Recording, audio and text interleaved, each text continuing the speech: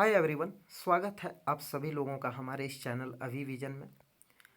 आज इस वीडियो के अंतर्गत हम हीगल को समझने का प्रयास करेंगे, उनके फिलोसॉफी और उनके आइडियाज को देखेंगे और उन्हें भली भांति समझने का प्रयास करेंगे।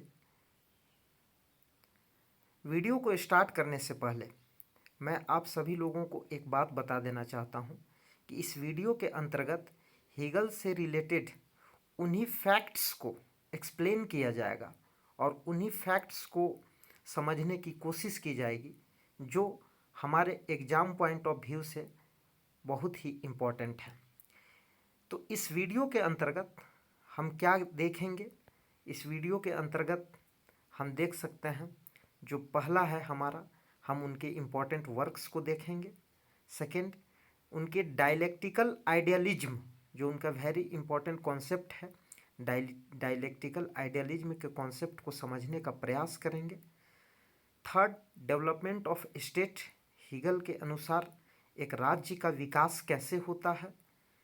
कॉन्सेप्ट ऑफ स्टेट, उनके राज्य की अवधारणा के बारे में जानने का प्रयास करेंगे। कॉन्सेप्ट ऑफ सिविल सोसाइटी, एक नागरिक समाज की अवधारणा, जो उनकी नागरिक समाज की अवधारणा है उसके बारे में हम जानने का प्रयास करेंगे। Relation between state and civil society, नागरिक समाज और राज्य के बीच क्या संबंध होता है, इसके बारे में जानने का हम प्रयास करेंगे। कॉन्सेप्ट ऑफ वार, युद्ध के बारे में उनका क्या विचार है।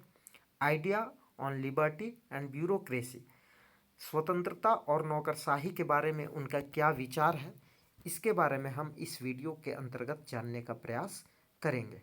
तो आइए स्टार्ट करते हैं आज का यह वीडियो। देखिए, हीगल का जन्म 1770 में जर्मनी के स्टुटगर्ट सिटी में हुआ था। हीगल का जन्म 1770 ईस्वी में जर्मनी के स्टुटगर्ट शहर में हुआ था। और हीगल जो हैं वो कांट, फिक्टे, रेने दकार्ते और जोसेफ सेलिंग जैसे आदर्शवादी विचारकों से प्रभावित हैं। हीगल जर्मनी के आदर्शवादी परंपरा से प्रभावित थे और जर्मनी के प्रसिद्ध आदर्शवादी विचारक जो हैं वो कांट हैं। कांट जर्मनी के प्रसिद्ध आदर्शवादी विचारक हैं और उन्होंने एक बहुत ही फेमस बुक लिखी है, उसका नाम है the critique of pure reason. The critique of pure reason 1781 में यह बुक पब्लिश हुई थी। जर्मनी के अन्य आदर्शवादी विचारकों में फिक्टे और सेलिंग का भी नाम आता है। हीगल पर जर्मन कवि हर्डर के विचारों का प्रभाव था। हीगल पर जर्मन कवि हर्डर के विचारों का प्रभाव था। एक पोएट रहे हैं जर्मनी में हर्डर, और उनका जो आइडियाज है उससे बहुत ज़्यादा इन्फ्लुएंस्ड थे हीगल। हर्डर के अनुसार जर्मनी आरंभ से ही राष्ट्र रहा है। हीगल का एक फेमस कोटेशन था, हर्डर का एक फेमस कोटेशन था कि जर्मनी आरंभ से ही एक राष्ट्र रहा है और जर्मन राष्ट्र की यह आत्मा स्वयं को एक राज्य के रूप में संगठित करना चाहती है। और जर्मन राष्ट्र की यह जो आत्मा है, उसका जो सोल है, एक राज्य के रूप में अपने आप को देखना चाहती है। ये कवि हर्डर का एक कोटेशन था जिससे हीगल बहुत ही ज़्यादा प्रभावित थे। आइए देखते हैं हीगल के इम्पोर्टेंट वर्क्स को। उनका सबसे पहला जो बुक है, उनकी जो सबसे पहली रचना है, कृति है, वो है द जर्मन कॉन्स्टिट्यूशन, जो 1802 दैट मीन्स 1802 में पब्लिश हुई थी।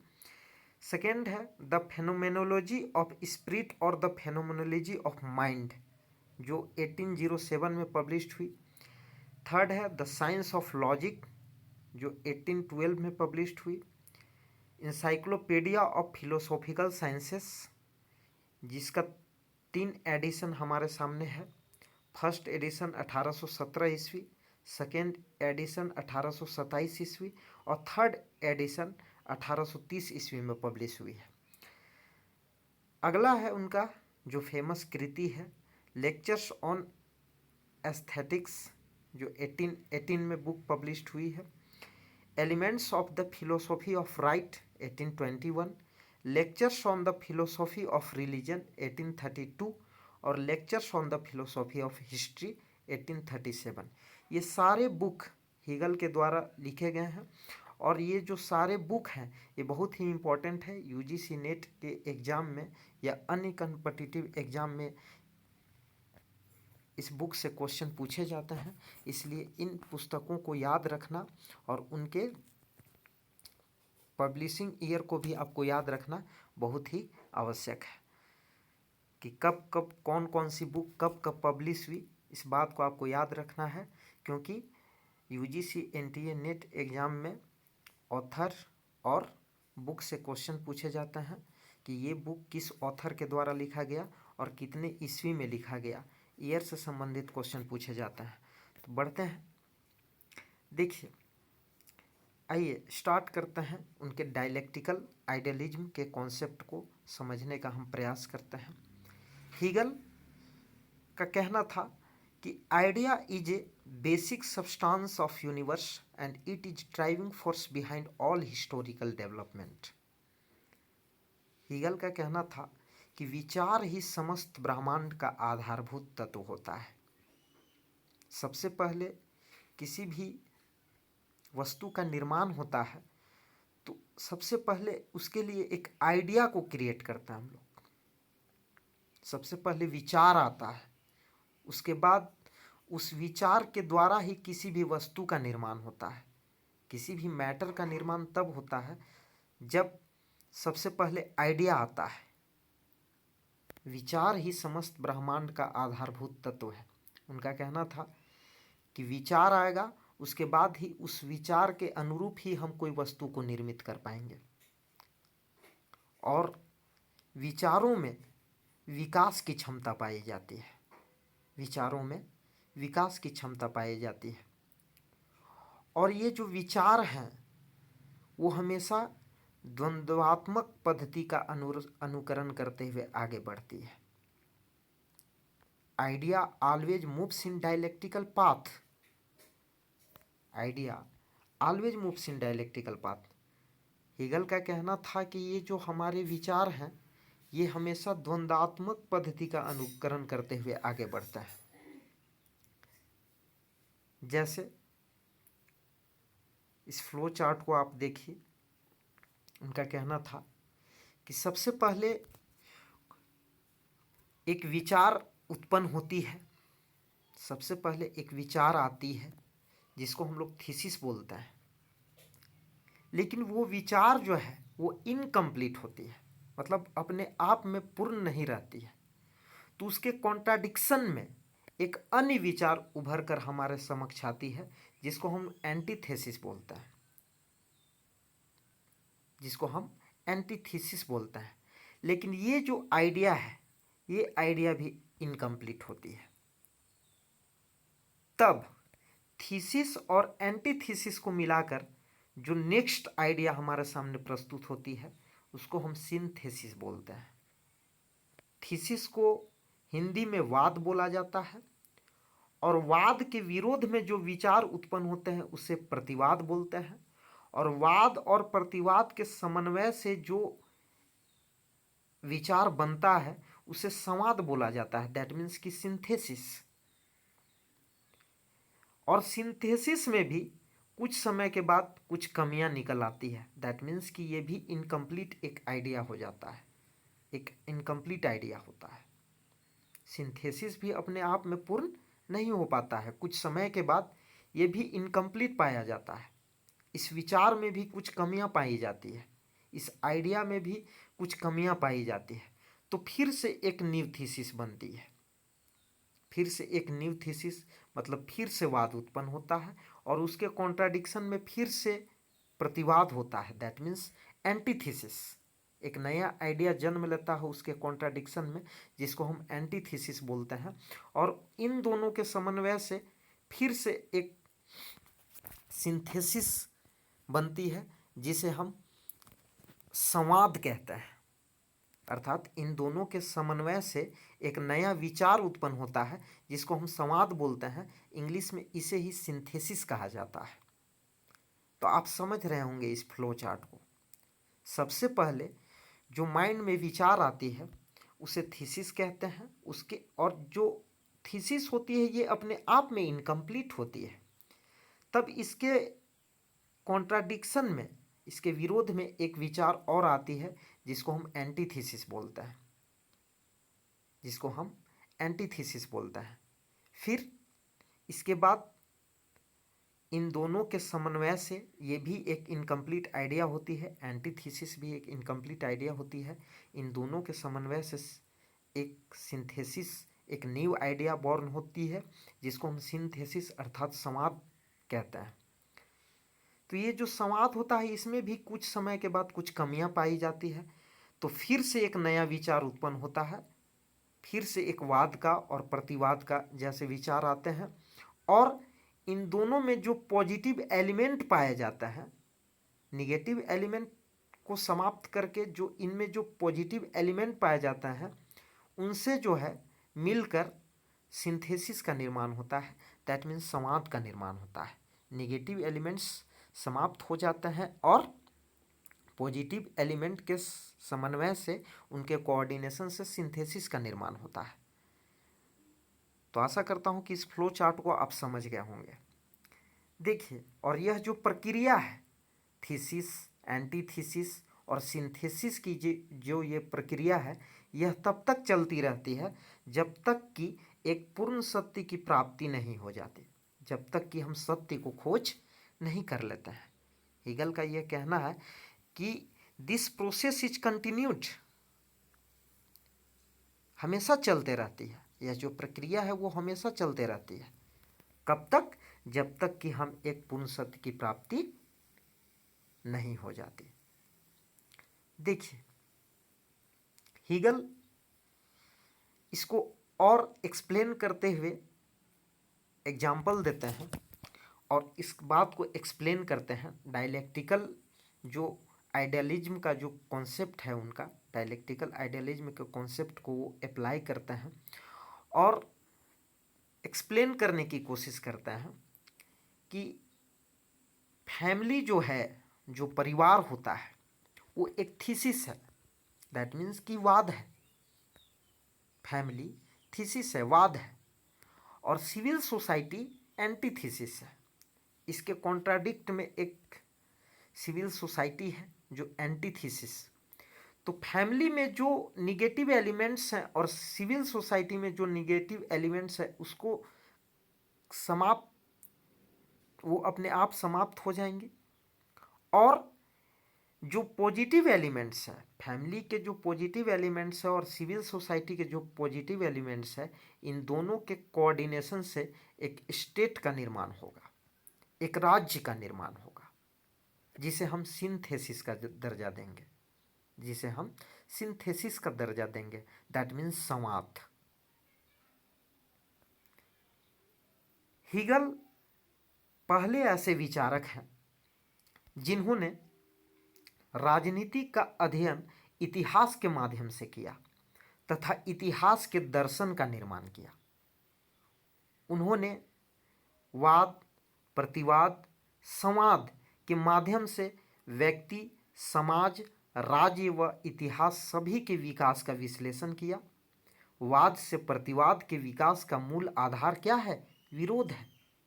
वाद से प्रतिवाद के विकास, वाद से प्रतिवाद बनता है, थीसिस से एंटीथीसिस में जाता है और एंटीथीसिस से सिंथेसिस में जाता है। तो इसके विकास का मूल आधार क्या है? विरोध, कॉन्ट्राडिक्शन। कॉन्ट्राडिक्शन, जो आइडियाज आते हैं हमारे माइंड में, जो विचार उत्पन्न होते हैं, उन्हीं में कुछ कॉन्ट्राडिक्शन अंतर्निहित होता है। और जो कॉन्ट्राडिक्शन होता है उसी के कारण एक नए विचार का उत्पन्न होता है, एक नए विचार हमारे मन में आता है। नेक्स्ट है, संवाद में वाद प्रतिवाद दोनों में अच्छे तत्वों का समन्वय होता है। सिंथेसिस जो हमारा एक आइडिया है उसमें वाद प्रतिवाद दोनों में अच्छे तत्वों का समन्वय होता है। मतलब थीसिस और एंटीथीसिस के जो पॉजिटिव एलिमेंट हैं उनके कोऑर्डिनेशन से सिंथेसिस का निर्माण होता है और उनमें उन दोनों के पॉजिटिव एलिमेंट पाया जाता है, पॉजिटिव एलिमेंट पाया जाता है। इसलिए सिंथेसिस जो है दैट मीन्स समाज जो है वाद प्रतिवाद दोनों से श्रेष्ठ होता है, सुपेरियर होता है, उसे एक परफेक्ट आइडिया माना जा सकता है।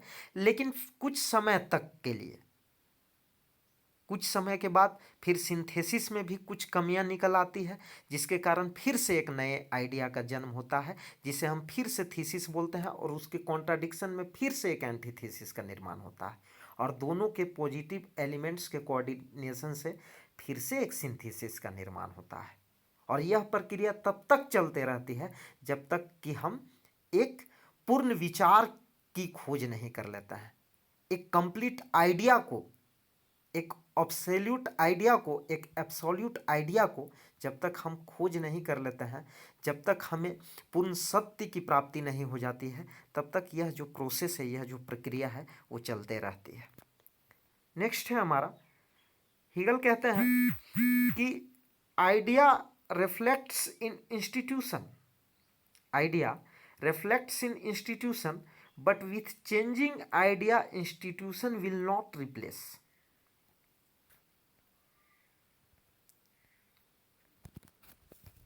हीगल कहते हैं कि आइडिया रिफ्लेक्ट्स इन इंस्टीट्यूशन, जो विचार हैं वो संस्थाओं में परिलक्षित होता है।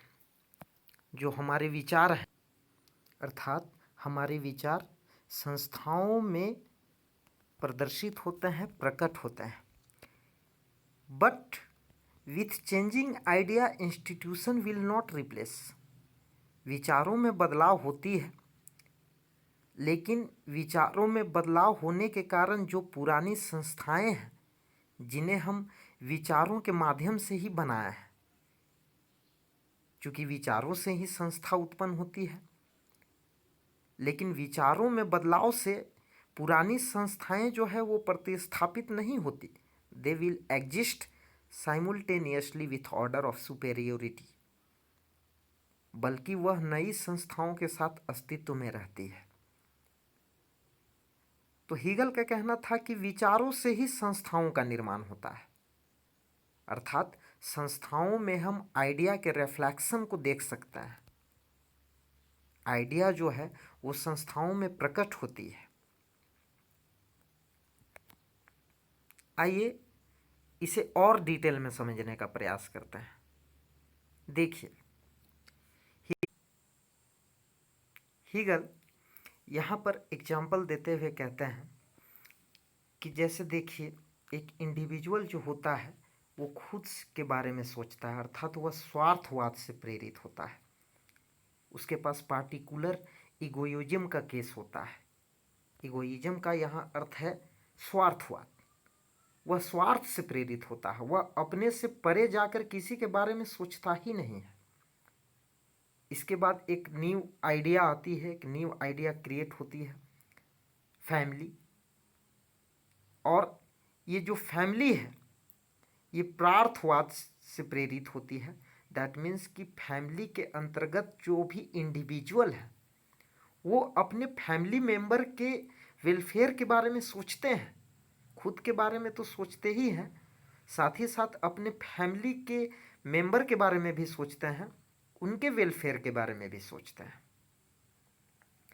फैमिली से डेवलपमेंट होके एक न्यू आइडिया क्रिएट होती है, सिविल सोसाइटी। सिविल सोसाइटी अर्थात नागरिक समाज का निर्माण होता है। एक नागरिक समाज के अंतर्गत जब व्यक्ति आता है तो व्यक्ति के द्वारा विभिन्न व्यक्तियों के द्वारा विभिन्न फैमिली मेंबर से मिलकर एक सोसाइटी क्रिएट होती है। और उस सोसाइटी के अंतर्गत रहने वाले जो डिफरेंट फैमिली के इंडिविजुअल्स हैं उनके द्वारा एसोसिएशन बनाया जाता है, ग्रुप्स बनाए जाते हैं, और उन ग्रुप्स के द्वारा सोसाइटी के वेलफेयर के बारे में सोचा जाता है। उनके अंतर्गत रह रहे व्यक्तियों के वेलफेयर के बारे में सोचा जाता है, और सोसाइटी को ही एक परिवार माना जाने लगता है।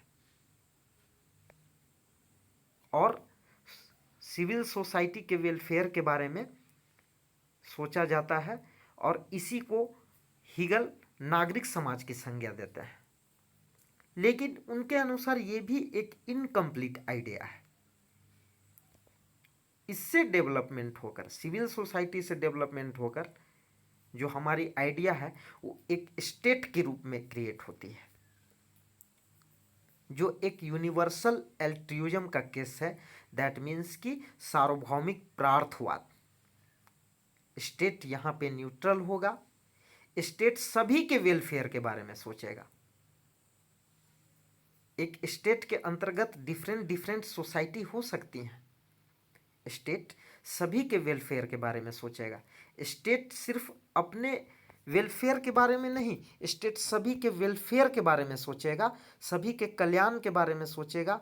वो प्रार्थवाद से प्रेरित होगा, स्वार्थवाद से प्रेरित नहीं होगा, प्रार्थवाद से प्रेरित होगा। वह अपने नागरिकों का कल्याण चाहेगा। डिफरेंट डिफरेंट सिविल सोसाइटी के अंतर्गत जो इंडिविजुअल हैं, जो सिटीजन्स हैं, उनके वेलफेयर के बारे में सोचेगा। तो इस तरह से ही हीगल इस बात को समझाने का प्रयास करते हैं। हीगल के अनुसार राज्य का विकास नेक्स्ट है हमारा। ये देखते हैं कि जो डेवलपमेंट ऑफ स्टेट है, हीगल डेवलपमेंट ऑफ स्टेट को कैसे एक्सप्लेन करते हैं। हीगल का कहना था कि हीगल ने राज्य का विकास परिवार से आरंभ होता है। हीगल के अनुसार राज्य का जो विकास है वो परिवार से आरंभ होता है, और परिवार से नागरिक समाज तथा नागरिक समाज से राज्य का विकास होता है। आपको ये बात याद रखनी है, ये जो फैक्ट है आपको याद रखनी है, क्योंकि ये आपके एग्जाम पॉइंट ऑफ व्यू से वेरी वेरी इंपॉर्टेंट है। हीगल ने वाद प्रतिवाद, दैट मीन्स कि थीसिस एंटीथीसिस की का जो डायलेक्टिकल प्रोसेस है, जो थोड़ी देर पहले मैंने आपको समझाया, उसका प्रयोग करते हुए राज्य के विकास को परिभाषित किया है। और उन्होंने कहा है कि राज्य का विकास फैमिली से आरंभ होता है। यहाँ मैंने इंडिविजुअल का जो केस डाला हुआ है कि एक इंडिविजुअल परफेक्ट आइडिया नहीं है, क्योंकि वो सिर्फ स्वार्थ से प्रेरित होता है, उसके बाद फैमिली आती है। यहाँ मैंने समझाने के लिए आपको डाल दिया है कि एक इंडिविजुअल से आइडिया जब आगे डेवलप होती है तो वो फैमिली बनता है। लेकिन हीगल जो है यहाँ बोलते हैं कि जो राज्य का विकास है, राज्य के विकास में हीगल कहते हैं कि राज्य का विकास परिवार से आरंभ होता है, फिर परिवार से नागरिक समाज, और नागरिक समाज से राज्य का विकास होता है। सिविल सोसाइटी के बाद स्टेट बनती है। दैट मीन्स कि फैमिली और सिविल सोसाइटी में जो भी पॉजिटिव एलिमेंट्स हैं, निगेटिव एलिमेंट्स को इग्नोर करके जो भी पॉजिटिव एलिमेंट्स हैं, उनसे स्टेट को क्रिएट किया जाता है। स्टेट को क्रिएट किया जाता है, राज्य का डेवलपमेंट होता है, राज्य का विकास होता है। बढ़ते हैं, नेक्स्ट है हमारा। हीगल के अनुसार परिवार का मूल तत्व प्रेम तथा स्नेह होते हैं। जो एक फैमिली है उनके बीच में प्रेम होता है, स्नेह होता है, लगाव होता है। यह व्यक्तिगत प्रार्थवाद का क्षेत्र होता है, और एक फैमिली मेंबर में व्यक्ति सिर्फ अपने ही बारे में नहीं सोचते, बल्कि अपने फैमिली मेंबर के बारे में भी सोचते हैं। अपने से परे जाकर फैमिली मेंबर के बारे में सोचते हैं, लेकिन फैमिली मेंबर तक ही सीमित रह जाते हैं। इसलिए ये जो फैमिली का आइडिया है ये भी इनकम्प्लीट है। जबकि नागरिक समाज का मूल तत्व स्वार्थ तथा प्रतिस्पर्धा होते हैं, तथा यह सार्वभौमिक स्वार्थवाद का क्षेत्र होता है। लेकिन जब ये आइडिया आगे बढ़ती है तो एक सिविल सोसाइटी निर्मित होती है, और यह सार्वभौमिक स्वार्थवाद, सार्वभौमिक स्वार्थवाद कहने का मतलब है कि यहाँ पर यूनिवर्सल का केस तो आ जा रहा है, सिविल सोसाइटी को एक यूनिवर्सल पूरा मान लिया जा रहा है, लेकिन इसमें भी ईगोइज्म का केस है, इसमें भी स्वार्थवाद का केस है। क्यों? क्योंकि व्यक्ति सिर्फ अपने ही समाज के बारे में सोच रहा है। एक समाज के अंतर्गत जो नागरिक हैं वो सिर्फ अपने ही सोसाइटी के वेलफेयर के बारे में सोच रहे हैं। इसलिए ये आइडिया का डेवलपमेंट होता है और एक स्टेट के रूप में विकसित होता है, जिसको हम लोग सिंथेसिस बोलते हैं।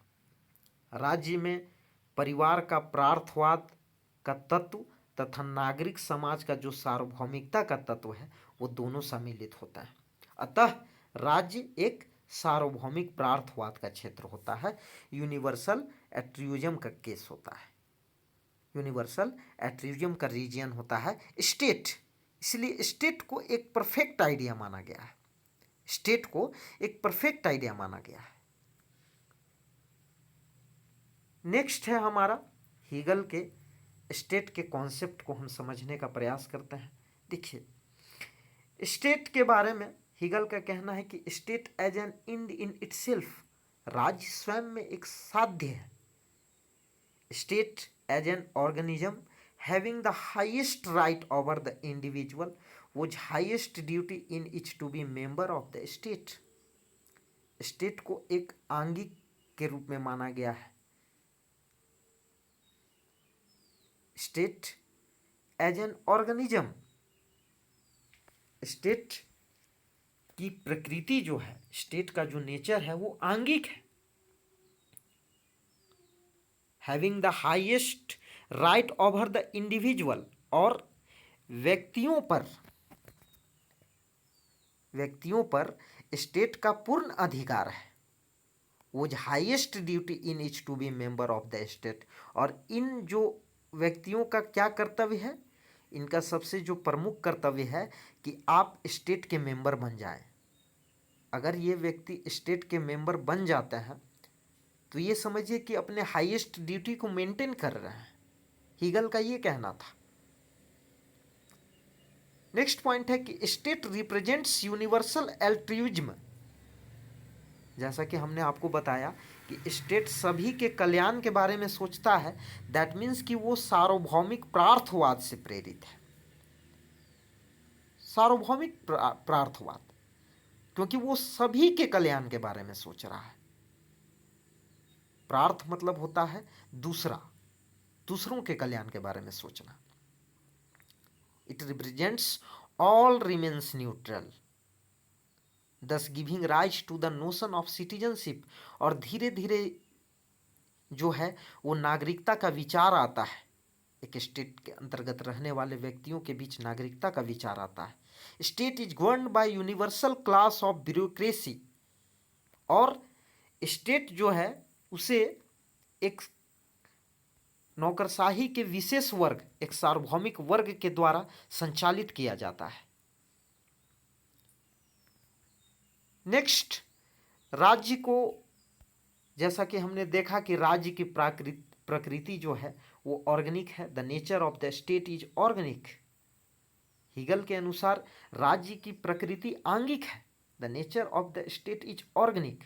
आपको ये बात याद रखनी है, परीक्षा में पूछे जाते हैं इनसे क्वेश्चन कि बताइए कि हीगल के राज्य के बारे में कौन सा विचार निम्नलिखित में से सही है। इस तरह से क्वेश्चन आते हैं। सेकेंड है, राज्य धरती पर ईश्वर का अवतार है। State as march of God on earth. उनका कहना था, ये इनका फेमस कोटेशन है, इनका फेमस कोट्स है स्टेट के से रिलेटेड। हीगल के स्टेट से रिलेटेड ये बहुत ही फेमस कोट है कि राज्य धरती पर ईश्वर की अवतारना है या अवतार है। State as march of God on earth. उनके विचार में राज्य नैतिक संकल्पना है। State is an ethical concept. उनका कहना था कि राज्य जो है एक नैतिक संकल्पना है। State as an moral concept, एक नैतिक संकल्पना है। हीगल के अनुसार राज्य का एक स्वयं का व्यक्तित्व होता है और उसके विचार में राज्य एक साध्य है। राज्य स्वयं में एक साध्य है। राज्य स्वयं में एक साध्य है। हीगल का कहना था कि डायलेक्टिकल प्रोसेस जो है उसका जो फंक्शन है वो एक स्टेट को डिफाइन करना है, एक स्टेट को ऑब्टेन करना है। स्टेट के आइडिया को क्रिएट करना है जो एक परफेक्ट आइडिया के रूप में होगा। नेक्स्ट है हमारा, हीगल के अनुसार राज्य का मूल कार्य नागरिक समाज को नैतिक निर्देश देना है। राज्य का मूल कार्य क्या है? वो नागरिक समाज को नैतिक निर्देश देना है। हीगल ने राज्य को सर्वोच्च संगठन माना है और राज्य से उच्चतर और महत्वपूर्ण कोई संगठन नहीं हो सकता, इसलिए हीगल राष्ट्रवादी हैं, अंतर्राष्ट्रीयतावादी उन्हें नहीं कहा जा सकता। हीगल का कहना था कि राज्य एक सर्वोच्च संगठन है, state is a superior organisation, state is a supreme organisation, इसलिए उससे ऊंचा और उससे महत्वपूर्ण संगठन कोई हो ही नहीं सकता। वो एक बेस्ट आइडिया है, वो एक सुपेरियर आइडिया है, वो एक परफेक्ट आइडिया है, इसलिए हीगल को राष्ट्रवादी कहा जाता है। और एक बात आपको याद रखनी है, वो बहुत ही इंपॉर्टेंट है कि राज्यों को इतना ये महत्वपूर्ण स्थान देता है और राज्यों को इतना महत्वपूर्ण स्थान देने के कारण ही हीगल को फांसीवादी विचारों का प्रणेता कहा जाता है। हीगल को फांसीवादी विचारों का प्रणेता कहा जाता है, फासिज्म आइडिया का प्रणेता कहा जाता है उन्हें। तो ये बात आपको माइंड में रखनी है। बढ़ते हैं नेक्स्ट है हमारा, हीगल का प्रसिद्ध कथन है, हीगल का एक फेमस कोट है, आपको याद रखनी है, चूँकि ये जो है ये कोट कई बार प्रतियोगी परीक्षाओं में पूछी जा सकती है और आने वाले समय में एनटीए यूजीसी नेट इस कोट्स को पूछ सकता है। तो हीगल का प्रसिद्ध कथन है कि तार्किक ही वास्तविक है और वास्तविक ही तार्किक है। दैट मीन्स कि what is rational is actual, what is rational is actual and what is actual is rational. अब क्या है ये, आइए समझते हैं। उनका कहना था कि देखिए, जो भी वास्तविक है, जो भी हकीकत है, जो भी वास्तव में हमें नज़र आ रहा है, जो भी इस ब्रह्मांड में वास्तविकता है, जो भी हकीकत में है, उसके पीछे कोई ना कोई रेशनल प्रोसेस होता है, उसके पीछे कोई ना कोई तार्किक प्रक्रिया होती है, कोई वैचारिक प्रक्रिया होती है। सबसे पहले कोई विचार आता है, उसके बाद ही किसी वास्तविक वस्तुओं का निर्माण होता है। जो चीज़ हमें वास्तविकता में नज़र आ रही है उसके पीछे कहीं ना कहीं वो तार्किकता का परिणाम है, उसके पीछे कहीं ना कहीं एक रेशनल प्रोसेस है, एक तार्किक प्रक्रिया है।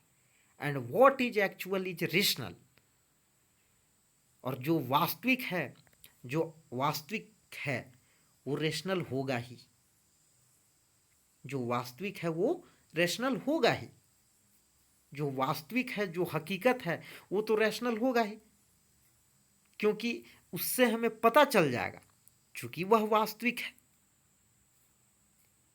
इसलिए तो वो रैशनल है।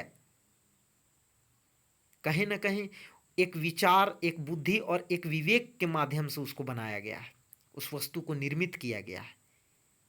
इसलिए आइडिया जो है उनका एक बेसिक फंडामेंटल कह सकते हैं उसको, फंडामेंटल कॉन्सेप्ट है। विचार को वो सुप्रीम स्थान पे रखते हैं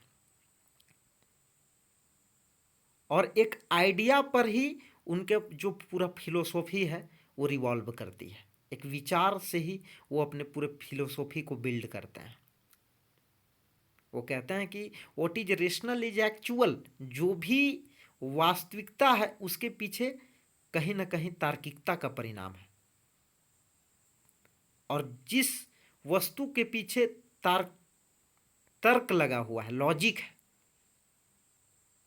विवेक है, बुद्धि है, जिस वस्तुओं को बनाने में विवेक, बुद्धि, तर्क का प्रयोग किया गया है, वो वस्तु वास्तविक होगा ही होगा। What is rational is actual and what is actual is rational. तो आशा करता हूँ कि इस कोट को आप समझ गए होंगे। ये कोट बहुत ही बार एग्जाम में पूछा गया है और आने वाले समय में एनडीए यूजीसी नेट आपसे पूछ सकता है। सिविल सोसाइटी के कॉन्सेप्ट को समझने का प्रयास करते हैं।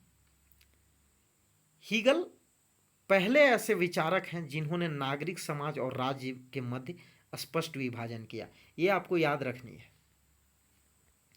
ये आपको लर्न कर लेना है इस बात को कि हीगल पहले ऐसे विचारक हैं जिन्होंने नागरिक समाज और राज्य के मध्य स्पष्ट विभाजन किया है। Hegel was the first thinker who differentiate between civil society and state. और हीगल के अनुसार नागरिक समाज के द्वारा प्रशासनिक, न्यायिक व वैधानिक कार्य संपादित होते हैं। हीगल का कहना था कि नागरिक समाज के द्वारा ही प्रशासनिक, एडमिनिस्ट्रेटिव, न्यायिक, जुडिशियल और जो भी लेजिस्लेटिव फंक्शंस है उनको संचालित किया जाएगा, उन्हें संपादित किया जाएगा। तो आपसे क्वेश्चन पूछा जा सकता है कि कौन ऐसे विचारक हैं जिन्होंने सिविल सोसाइटी और स्टेट के मध्य डिफरेंशिएट को क्रिएट किया। तो इसका करेक्ट आंसर होगा हीगल। तो आप इस फैक्ट को याद रखिएगा। नेक्स्ट है हमारा relation between state and civil society. राज्य और नागरिक समाज के मध्य क्या संबंध होता है। हीगल के अनुसार राज्य और नागरिक समाज के मध्य संबंध जो परस्पर पूरक और विरोधाभासी दोनों है, मतलब इनके जो संबंध है वो कंप्लीमेंट्री भी है और कॉन्ट्राडिक्टरी है, दोनों है। कंप्लीमेंट्री कैसे है, पूरक कैसे है? इसलिए पूरक इसलिए है क्योंकि नागरिक समाज के बिना राज्य की कल्पना नहीं की जा सकती। जैसा कि हमने आपको बताया कि सबसे पहले फैमिली आती है, फैमिली से सिविल सोसाइटी का निर्माण होता है, फिर सिविल सोसाइटी से जब आइडिया का डेवलपमेंट होता है तो स्टेट का निर्माण होता है, स्टेट बनती है। और स्टेट एक परफेक्ट आइडिया के रूप में मान लिया जाता है क्योंकि उसमें सिविल सोसाइटी और फैमिली के जो पॉजिटिव एलिमेंट्स हैं वो दोनों का कोऑर्डिनेशन होता है। तो नागरिक समाज में ही उनका कहना है कि नागरिक समाज के बिना राज्य की कल्पना नहीं की जा सकती। नागरिक समाज में ही प्रशासनिक, विधायी, न्यायिक कार्य संपन्न किए जाते हैं। और विरोधी क्यों है, राज्य और नागरिक समाज विरोधी क्यों है?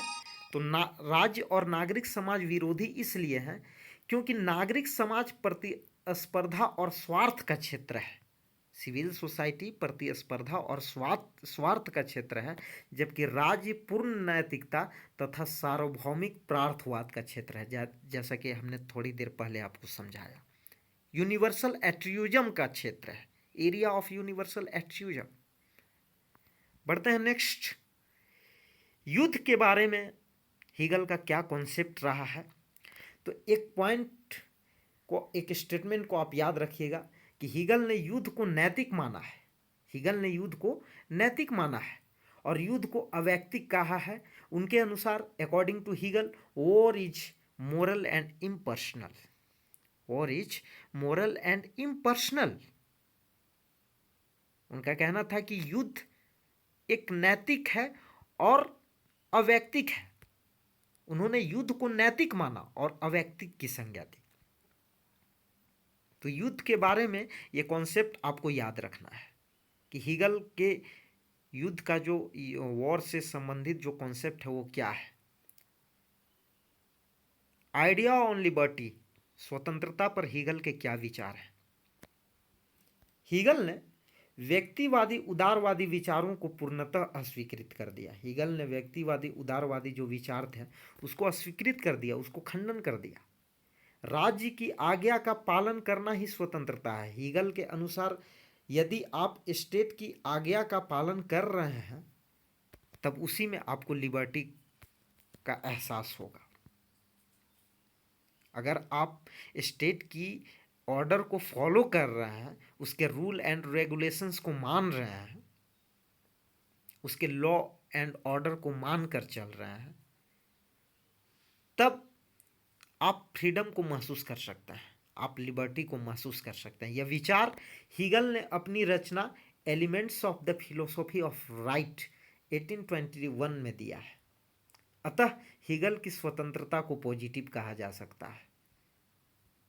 हीगल ने स्वतंत्रता की मांग के कारण हीगल ने स्वतंत्रता की मांग के कारण 1789 में जो फ्रेंच रिवॉल्यूशन हुई थी, जिसमें स्वतंत्रता, समानता और भ्रातृत्व, लिबर्टी, इक्वालिटी एंड फ्रैटर्निटी का स्लोगन दिया गया था, उसकी कड़ी आलोचना की है। उन्होंने कहा कि अगर आप राज्य के आज्ञा का पालन कर रहे हैं तो उसी में आपको स्वतंत्रता है। राज्य की आज्ञा का उल्लंघन आप नहीं कर सकते। क्यों नहीं कर सकते? क्योंकि राज्य खुद पृथ्वी पर एक ईश्वर की अवतारणा है।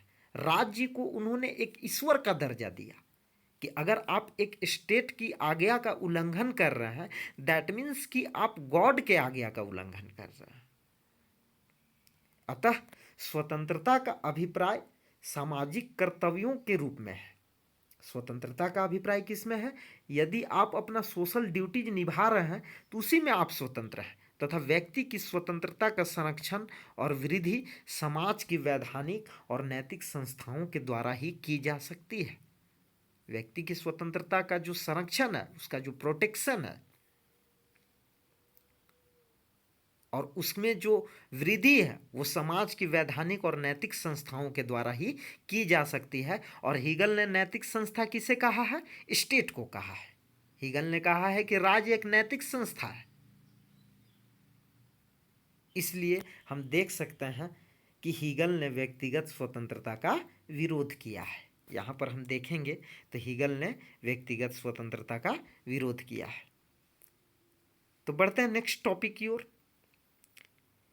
पॉलिटिकल सिस्टम, एक स्टेट के अंतर्गत पॉलिटिकल सिस्टम, दैट मीन्स की राजनीतिक व्यवस्था, शासन प्रणाली कैसी होनी चाहिए।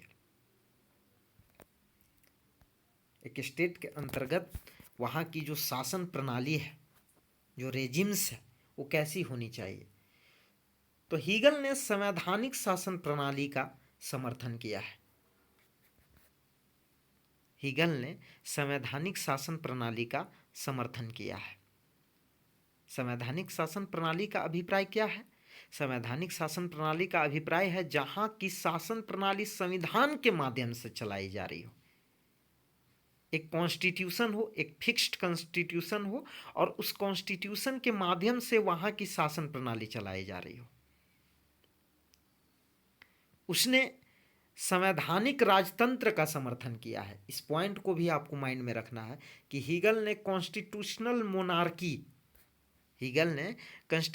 मोनार्की का समर्थन किया है। उन्होंने कॉन्स्टिट्यूशनल मोनार्की को सपोर्ट किया है, संवैधानिक राजतंत्र का समर्थन किया है।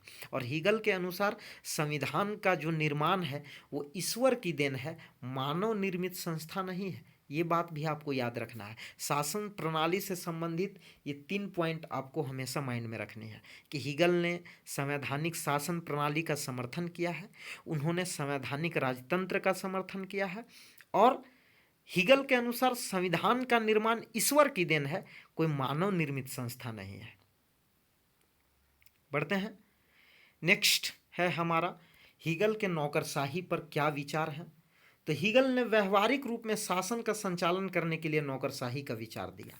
उन्होंने कहा कि जो एक स्टेट के अंतर्गत शासन का संचालन किया जाएगा, उसमें उस शासन का संचालन करने के लिए ब्यूरोक्रेट्स होंगे, नौकरशाहों के द्वारा शासन का संचालन किया जाएगा। और हीगल ने नौकरशाही को सार्वभौमिक वर्ग की संज्ञा दी, जिसको मैंने कुछ देर पहले ही एक्सप्लेन किया है कि ब्यूरोक्रेट्स को उन्होंने यूनिवर्सल क्लास कहा। नौकरशाही के वर्ग में कौन कौन से सम्मिलित होंगे, कौन कौन लोग सम्मिलित होंगे नौकरशाही के वर्ग में? तो नौकरशाही के वर्ग में वे लोग सम्मिलित होंगे जिनमें कुछ जन्मजात गुण होंगे तथा उन्हें प्रशिक्षण भी दिया जाएगा। एक तो नौकरशाही के वर्ग में वे लोग होंगे जिनमें पहले से ही जन्मजात गुण हो और उन्हें कुछ ट्रेनिंग भी दिया जाएगा कि शासन को कैसे चलाना है।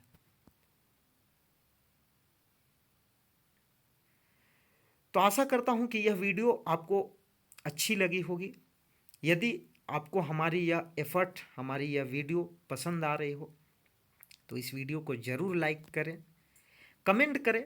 अगर आपको किसी भी तरह का डाउट हो अपने उन दोस्तों के साथ ज़रूर शेयर करें जो UGC net exam political science के लिए तथा अदर कम्पिटिटिव एग्ज़ाम्स के लिए तैयारी कर रहे हों। और यदि हमारी यह वीडियो आपको पसंद आ रही हो तो हमारे चैनल को ज़रूर सब्सक्राइब करें। Thanks for watching. मिलते हैं नेक्स्ट वीडियो में। धन्यवाद।